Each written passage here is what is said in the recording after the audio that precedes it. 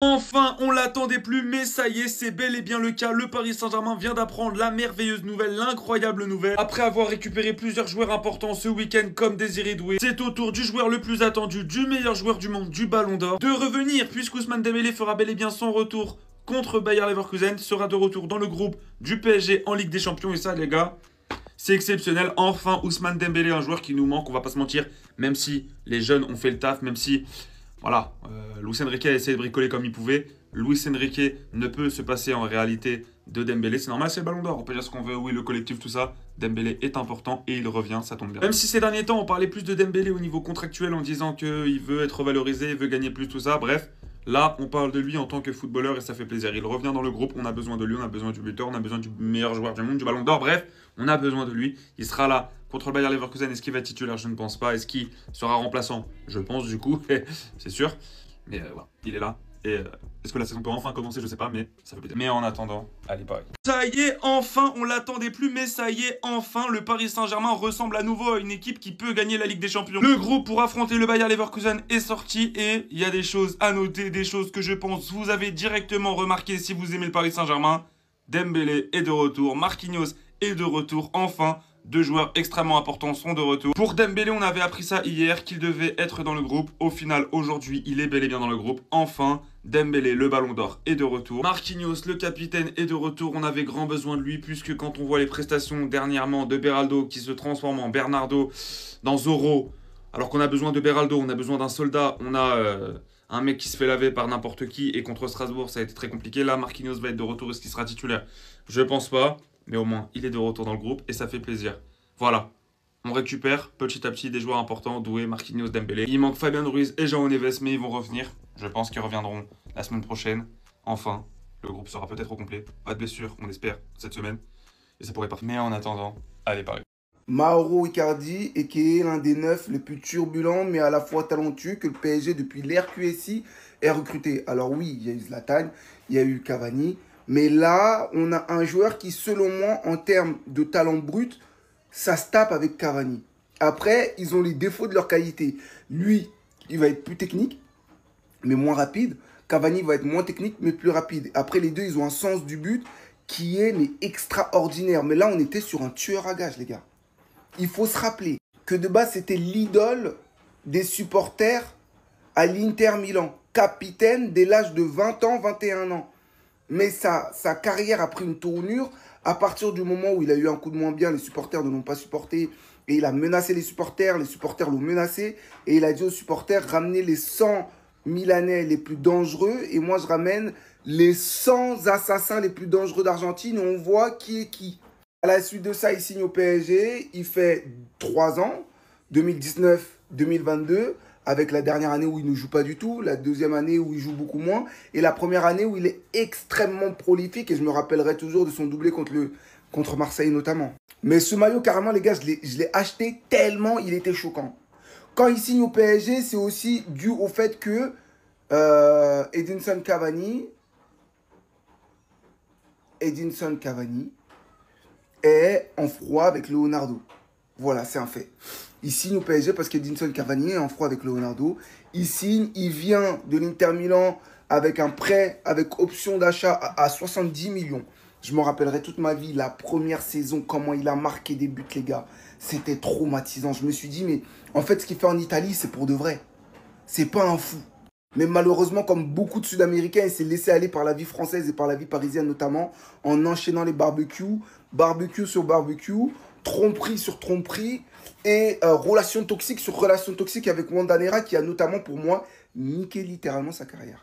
Parce que oui, il a volé la femme d'un de ses anciens meilleurs amis, il a adopté et pris pour enfant les 3 enfants de son ex-meilleur ami, il lui a fait des enfants, mais il a surtout vécu une relation toxique, ce qui a valu justement l'échec de sa carrière totale pour moi. Parce qu'il avait tout pour réussir. Il est venu au PSG. Attendez les gars, attendez. Voilà, vous voyez, il est là. Hein. Je mens pas, hein. Maillot à 190 € les gars.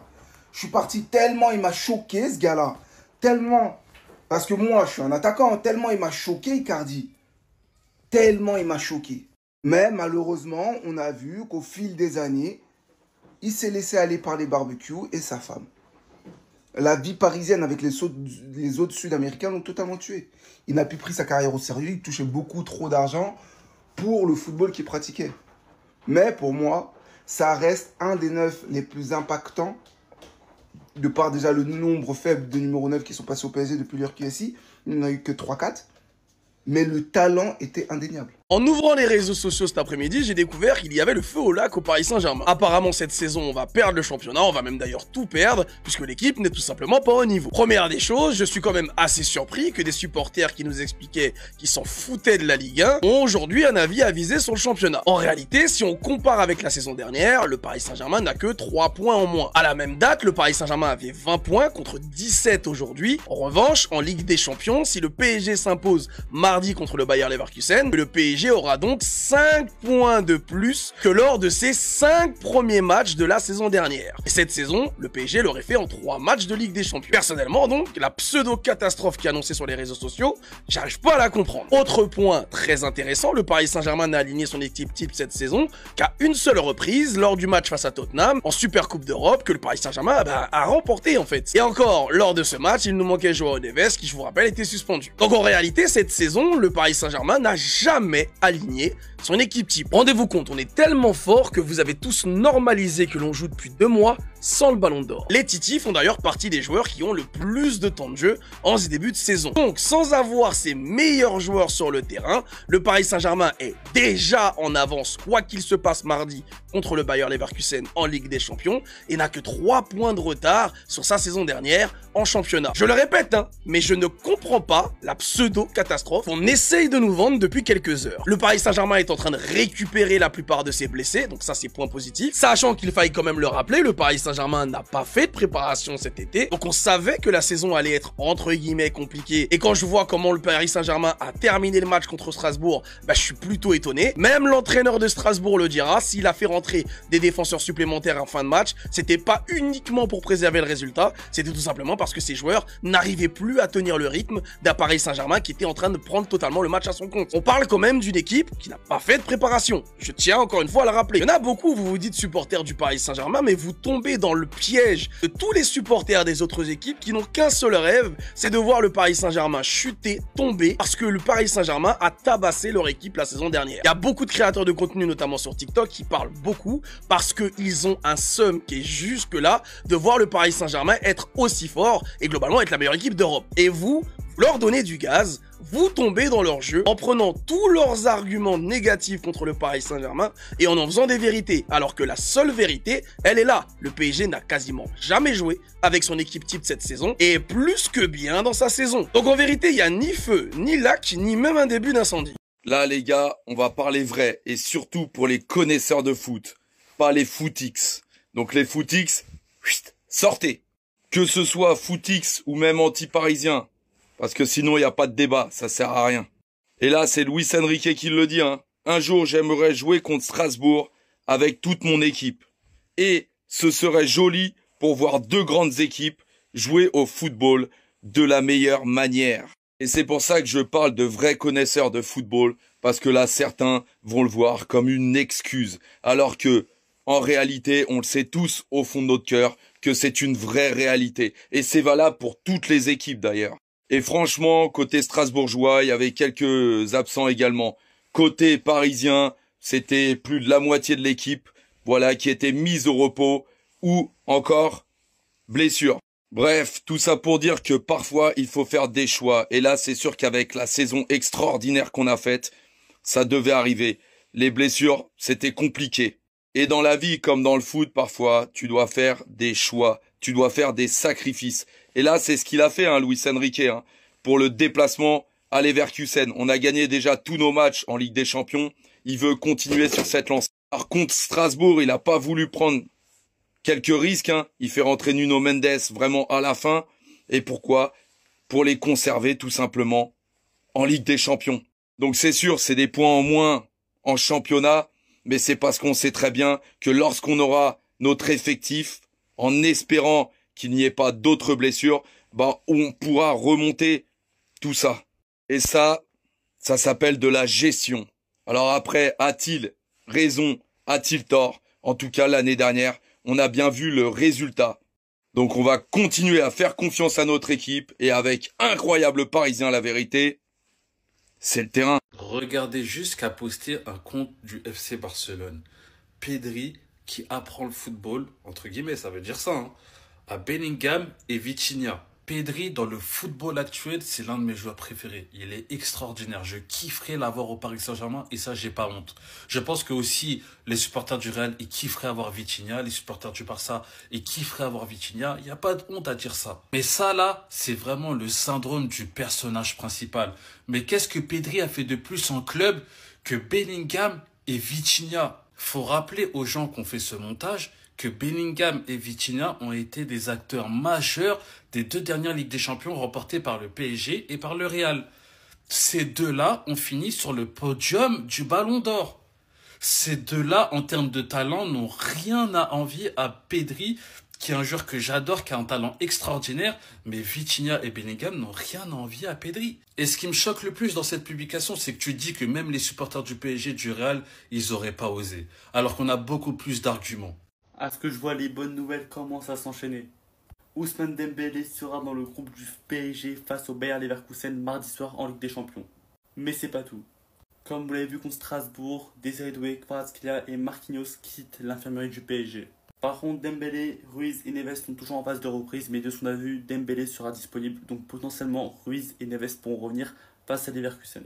Les gars, ça fait plaisir parce que, punaise, on a joué 1 mois et demi sans notre équipe type. Ça va faire plaisir de retrouver tous les gros joueurs et ça, vous allez voir, le retour du PSG approche. Parce que ça se fout de notre gueule, parce qu'on fait nul contre Strasbourg, on perd contre l'OM, on fait nul contre Lille. Attendez les gars, attendez. Parce que peut-être qu'on n'aura pas Ruiz, Neves, mais Dembélé s'il est de retour, vous allez voir comment il va vous choquer. Je vous cache pas, je pense que le retour de Dembélé va nous faire énormément de bien. Parce que vu ce qui se passe avec Gonzalo Ramos en pointe, qui fait le Gaspard le fantôme comme à chaque match en tant que titulaire, croyez-moi que Dembélé, il va faire le plus grand bien au PSG. Et je vous cache pas que l'absence de Ruiz et Neves, certes, c'est un peu chiant, mais maintenant, on a un monstre pour les remplacer. Je parle évidemment de Warren Zaïre. Regardez-moi ces statistiques magnifiques contre Strasbourg. 96 minutes jouées, 99% de passes réussies, seulement une passe loupée. Il a réussi tous ses dribbles, donc 1. Par contre, pour les duels, c'était un peu plus compliqué. Il a perdu plus de la moitié de ses duels. Mais bon, voilà quoi. C'est pas ça qui va faire que son match était éclaté. 3 ballons perdus, 8 ballons récupérés et 1 interception. Croyez-moi les gars, cet homme-là va vous choquer. Croyez-moi, attendez de voir quand il sera titulaire contre Leverkusen mardi, il fera un match de fou. Le Warren Zaïre 2023-2024 arrive les gars. Juste, il lui faut du temps, il lui faut la confiance du coach. Car la semaine dernière, on a vu qu'il jouait beaucoup moins qu'en 23-24. Donc vous inquiétez pas, quand la confiance du coach va continuer à grimper, Warren Zaïre nous produira des matchs de fou. Mais croyez-moi, mardi, soyez branchés parce que cet homme-là sera un des meilleurs joueurs sur le terrain. Salut les enfants, papa est de retour. Un match très important pour le Paris Saint-Germain au Bayer Leverkusen en Ligue des Champions. Capitaine Marquinhos est de retour et fera le déplacement, ainsi que notre ballon d'or, Ousmane Dembélé. Première réapparition dans le groupe depuis qu'il a obtenu son ballon d'or. Voici le groupe au complet pour ce déplacement et en moins d'une semaine, on a récupéré la plupart de nos cadres avec Marquinhos, Kvaratskhelia, Dembélé, Doué, Kanginli qui était blessé, Barcola. Magnifique. S'il nous manque toujours Joao Neves et Fabian Ruiz, on aura quand même une équipe très compétitive pour aller affronter Leverkusen. Match très important à les gagner parce que là on est sur un 2/2 en Ligue des Champions, mais en Ligue 1 c'est un peu plus compliqué ces derniers temps. Donc il faut aller confirmer, reprendre de la confiance et valider ce 3/3. Voici l'équipe type de la 8e journée de Ligue 1, une 8e journée avec énormément de buts inscrits et je vous présente le 11 type de l'équipe. On commence avec dans les cages le gardien de l'OGC Nice, Yehvan Diouf, qui a fait un gros match face à l'Olympique Lyonnais. Même s'il a pris 2 buts, il a arrêté un penalty. Gros match et c'est mérité. Latéral gauche, Arsène Kouassi, venu d'Ajaccio. Il fait des débuts avec Lorient qui sont plutôt très bons. Il a marqué un but ce week-end face à Brest, donc c'est mérité avec une note de 8. Latéral droit, Benjamin Pavard, dans le succès face au Havre 6-2. Forcément qu'on va avoir des Marseillais dans cette équipe type. Et la charnière centrale, c'est la charnière du LOSC qui n'a pas pris de but hier face au FC Nantes, avec Chancel Mbemba qui a eu le trophée de meilleur joueur du match à côté de Aïssa Mendy. Au milieu de terrain, on retrouve Warren Zaïre aux côtés de Adrien Thomasson qui a fait un gros match pour la victoire face au Paris FC. Et pour l'attaque, Diego Moreira, buteur et passeur décisif face au Paris Saint-Germain. Mason Greenwood, quadruplé face au Havre avec une note de 9. Il n'a pas eu 10. Et non. Et en attaque, on retrouve Sofiane Diop, 8 sur 10 avec un but marqué notamment face à l'Olympique Lyonnais ce week-end. Et Joaquin Panicelli, meilleur buteur de la Ligue 1 et encore un doublé ce week-end face au grand Paris Saint-Germain. Le meilleur entraîneur du week-end, c'est le Martínez Novel de Toulouse. Et la meilleure équipe, ça a été l'OGC Nice. N'hésite pas à me dire ce que tu en penses dans les commentaires et pour toi, s'il y a des absents dans cette équipe type. Enfin, Ousmane Dembélé et Marquinhos sont de retour dans le groupe. Ça fait plaisir parce que Ousmane, ça faisait quand même plus d'un mois qu'on ne l'avait pas vu sur les terrains. Marquinhos a commencé à faire un moment aussi. Mais le problème, c'est que João Neves et Fabien Ruiz sont absents.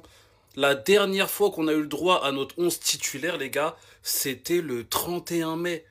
On est le 20 octobre. Je pense que Luis Enrique va partir sur cette compo demain. Il y a une petite hésitation sur Mayoulou et Désiré Doué. On sait que Mayoulou, il a gagné beaucoup de points en l'absence de Désiré Doué et de Ousmane Dembélé en tant que faux neuf. Et Désiré Doué, il a perdu énormément de points ce week-end au milieu de terrain. Parce que je pense qu'il est encore juste physiquement. Ça faisait quand même un mois aussi qu'il n'avait pas joué. Donc il y a une petite hésitation sur les deux postes. Mais sinon, la compo, je pense que ça va être ça. Je suis aussi pressé de les revoir ensemble parce qu'on a vu Zabarni en difficulté ce week-end. Bon, c'est son premier mauvais match au Paris Saint-Germain. Il n'y a pas de quoi s'inquiéter, surtout qu'il y a Beraldo qui met souvent en difficulté le défenseur qui est avec lui dans l'axe. Je suis aussi pressé de revoir notre Zaïre Emery. Je veux qu'il confirme ce mardi qu'il est de retour. Il y a aussi Barcola qui va être très attendu. Mauvais match contre l'Atalanta, mauvais match contre le Barça. Là, il faut qu'il démarre sa Ligue des Champions mardi. Les frérots, quel 11 vous voulez voir titulaire face à Leverkusen demain soir? N'hésitez pas à mettre en commentaire votre 11. Moi, je vais vous partager le mien. Et les gars, vous me dites ce que vous en pensez de ce 11-là. Mais pour moi, je pense que je suis pas loin de la réalité. Voici le 11, les frérots. Chevalier, Hakimi, Zabarni, Pacho, Nuno Mendes, Vitinha, Zaïre Emery, Désiré Doué, Kvaratskhelia, Mayoulou, Barcola. Moi, je vous dis la vérité, les frérots. Ce 11 sera titulaire. Direct. Parce que déjà, Zabarni va prendre la place de Marquinhos, qui n'est pas à 100%, qui sera dans le groupe, mais qui va peut-être rentrer en cours de match. Ensuite, le reste de la défense a été mis au repos, du coup, ils seront titulaires. Ensuite, au milieu de terrain, Vitinha, il a été mis au repos, du coup, titulaire, on le sait déjà, avec Zaïre Emery et Désiré Doué, qui est considéré plus qu'un milieu de terrain sur ce début de saison. Et en attaque, on va avoir Kvaratskhelia, Mayoulou en faux neuf, qui a fait un très très bon match contre le FC Barcelone, et Bradley Barcola. Les frérots, dites-moi ce que vous en pensez de ce 11. Pour moi, on n'est pas loin de la réalité. Mais n'hésitez pas quand même à commenter et dire votre 11 favori pour ce match. Comme vous savez tous, mardi c'est la guerre, on se déplace à Leverkusen pour aller jouer notre match en Ligue des Champions. Le groupe du Paris Saint-Germain est présent, il y a quelques surprises, il y a des retours notamment. Comme on peut voir là, notre ballon d'or Ousmane Dembélé et notre capitaine Marquinhos sont de retour dans le groupe du Paris Saint-Germain.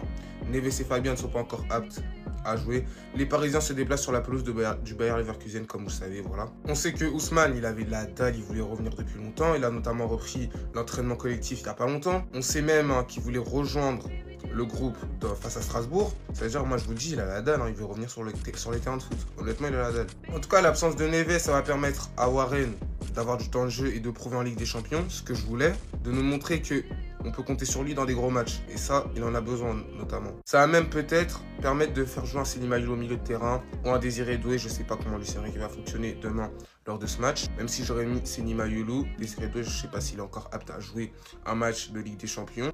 Surtout en extérieur face à Leverkusen, l'ambiance là-bas, je pense que c'est dur. Après, encore une fois, à voir. Moi, je vous le dis, demain, on a sur les 3 points. Et c'est jour de fête, moi, je vous le dis. En tout cas, abonne-toi, c'est important. Mardi, objectif, assurer les 3 points, les gars. Parce que ça fait longtemps qu'on n'a pas gagné, j'avoue.